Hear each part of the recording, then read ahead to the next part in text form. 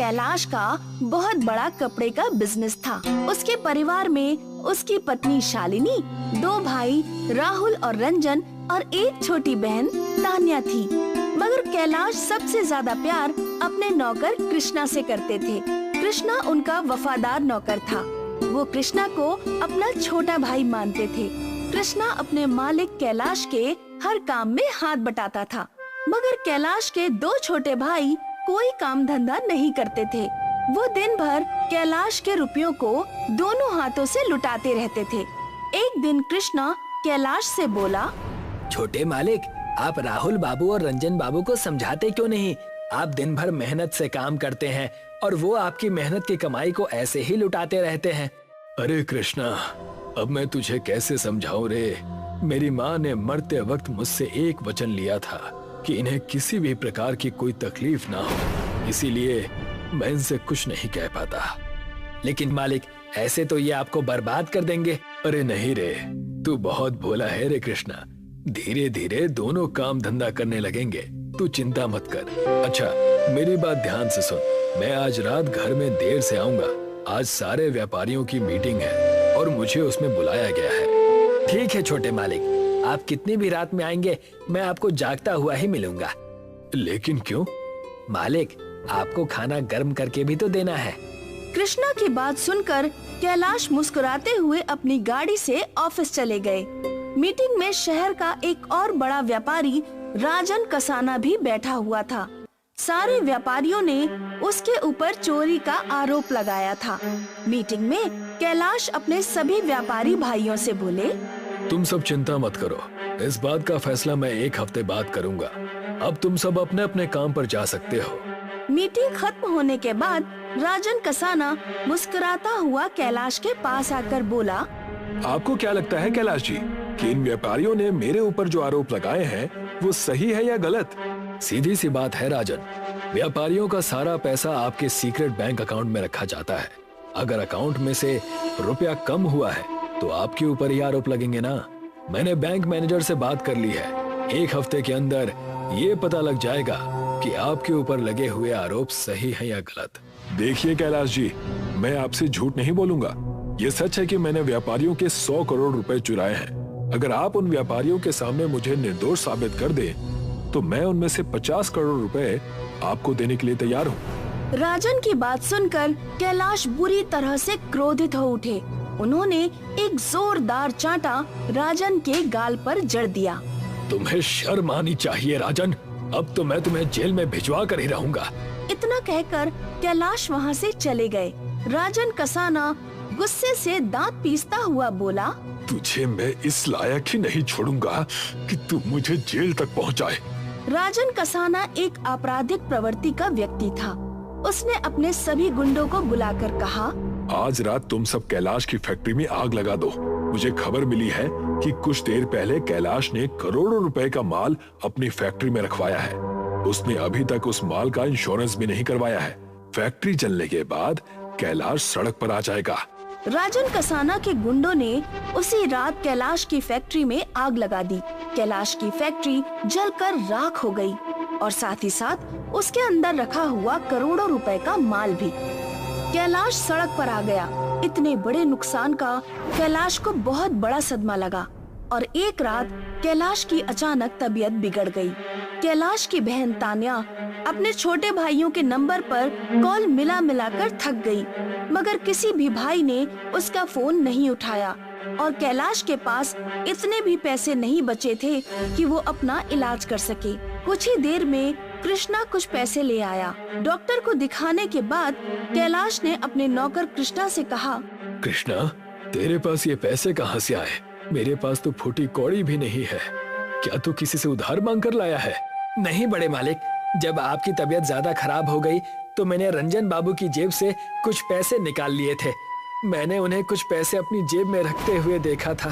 कृष्णा ने ये बात बोली ही थी कि तभी कैलाश के दोनों भाई गुस्से से आकर बोले, इसने चोरी की है भैया। तेरी हिम्मत कैसे हुई मेरी जेब से पैसे निकालने की? बड़े मालिक की अचानक तबीयत खराब हो गई थी, मैंने इसी वजह से आपकी जेब से पैसे निकाल लिए। मेरे पास इतने फालतू पैसे नहीं हैं कि मैं इनके इलाज पर पैसे खर्च करूं। आइंदा मेरी जेब में हाथ मत डालना। ये कैसी बातें कर रहे हैं आप रंजन बाबू? जब बड़े मालिक का समय अच्छा था तो आपने उनकी दौलत दोनों हाथों से लुटाई, और आज जब उनका बुरा समय आया तो आप उनके इलाज के लिए थोड़े से पैसे भी खर्च नहीं करना चाहते। मैंने अपनी आंखों से कई बार आपको बड़े मालिक के जेब से पैसे निकालते हुए देखा है, और जब भी मैंने बड़े मालिक से इस बात की शिकायत की तो उन्होंने हमेशा मुस्कुराकर टाल दिया। मुझसे जुबान लड़ाता है बदतमीज नौकर। रंजन ने कृष्णा को बुरी तरह से पीट दिया। बड़े मालिक, ये मुझे मार रहे हैं, आप इनसे क्यों नहीं कुछ कहते? तुमने चोरी की है कृष्णा, इसी वक्त मेरे घर से निकल जाओ। ये क्या बोल रहे हैं आप बड़े मालिक? आप मेरे ऊपर शक कर रहे हैं? अरे मैंने सिर्फ आपके इलाज के लिए रंजन बाबू की जेब से पैसे निकाले थे। हाँ, लेकिन तेरी हिम्मत कैसे हुई चोरी करने की? थोड़ा सा बीमार ही पड़ गया, मरा तो नहीं जा रहा था। इसी वक्त मेरे घर से निकल जा। कैलाश ने कृष्णा को धक्के देकर घर से बाहर निकाल दिया। कृष्णा आंखों में आंसू लिए चीखते हुए बोला, हाँ जा रहा हूँ, और कभी भी इस घर में दोबारा कदम नहीं रखूंगा बड़े मालिक। बड़े मालिक, रंजन बाबू ने जब मुझे थप्पड़ मारा तो मुझे इतना बुरा नहीं लगा जितना आपके इस धक्का देने से बुरा लग रहा है। आज मुझे ये दुनिया समझ में आ गई है। बड़े मालिक के नौकर चाहे कितना भी बड़ा क्यों ना हो जाए, उसका सर मालिक के जूतों से हमेशा नीचे ही दबा रहता है। इतना बोलकर कृष्णा कैलाश के घर से बाहर निकल गया और गुस्से से एक फुटपाथ पर जाकर रोने लगा कि तभी एक व्यक्ति दौड़ता हुआ उसके नजदीक आकर गिर गया। वो व्यक्ति बुरी तरह से हांफ रहा था, उसके शरीर से खून बह रहा था। ये तुम्हें क्या हुआ?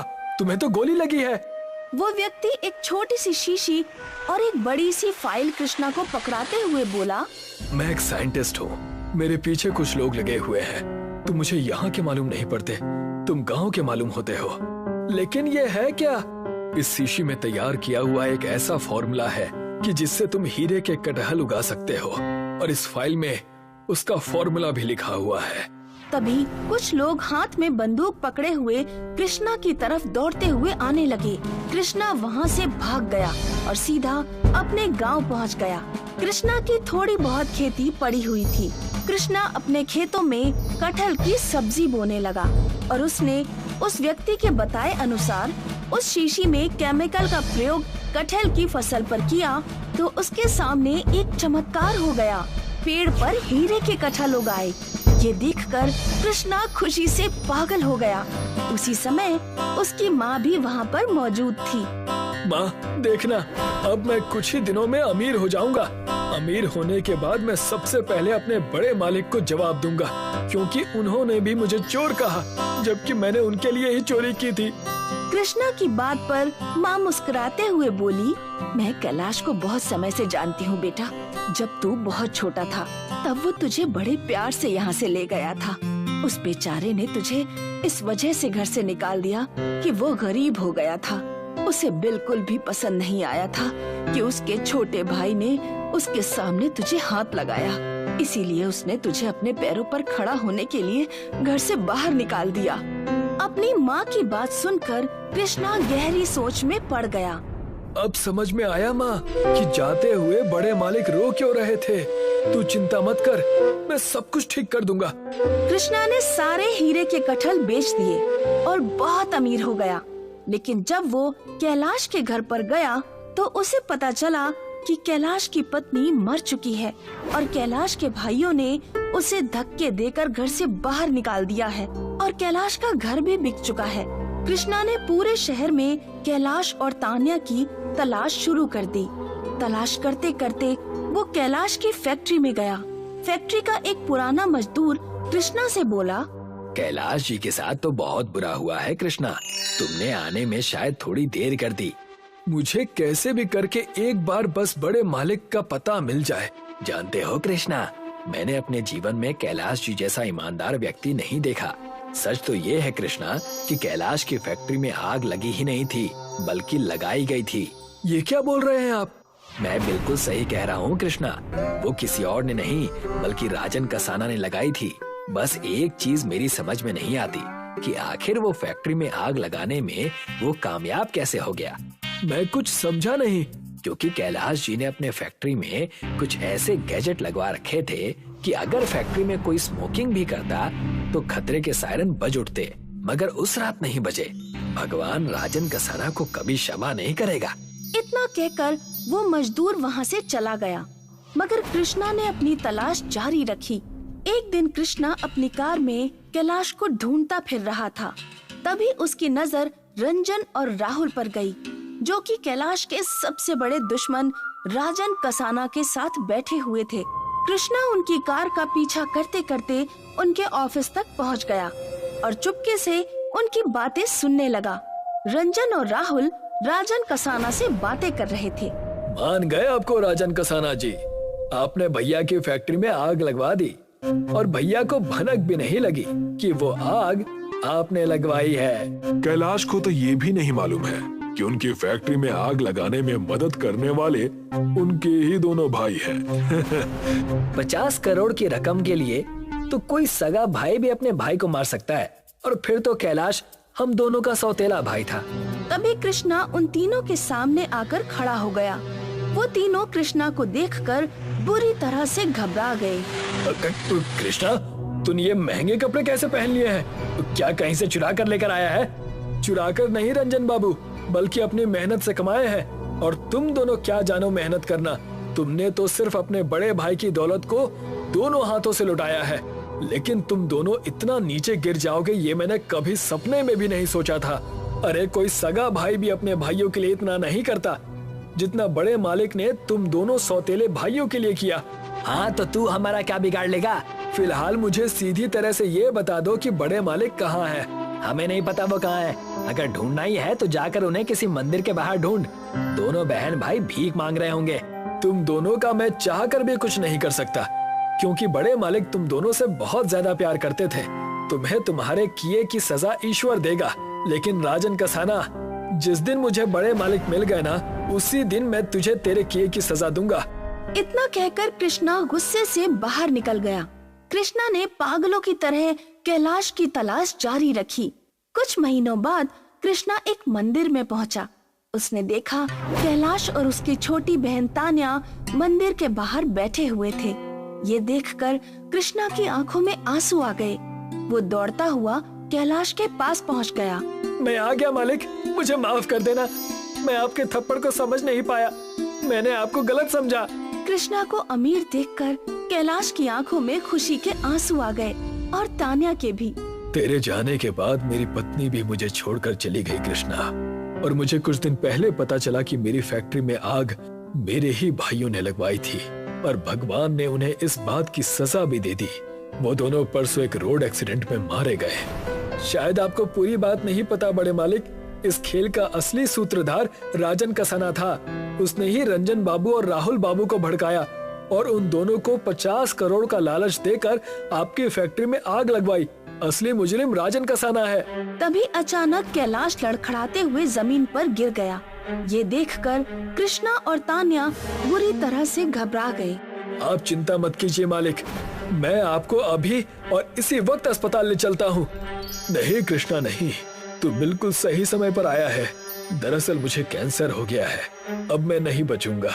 लेकिन मेरे जाने के बाद तू तान्या का ख्याल रखना, उससे शादी कर लेना और राजन कसाना को छोड़ना मत। इतना कहकर कैलाश ने दम तोड़ दिया। कृष्णा ने कैलाश का अंतिम संस्कार कर दिया और उसी दिन तान्या से विवाह भी कर लिया। कृष्णा अब बहुत अमीर व्यक्ति बन चुका था। कृष्णा ने ठीक राजन कसाना की तरह उसकी ही फैक्ट्री में आग लगवा दी। राजन कसाना भी सड़क पर आ गया, मगर वो इस सदमे को बर्दाश्त नहीं कर सका और पागल हो गया। कुछ दिनों बाद कृष्णा अपनी पत्नी तान्या को लेकर अपने गांव चला गया और वहाँ एक कोठी बनवाकर रहने लगा। कृष्णा आज भी हीरे के कटहल उगाता है।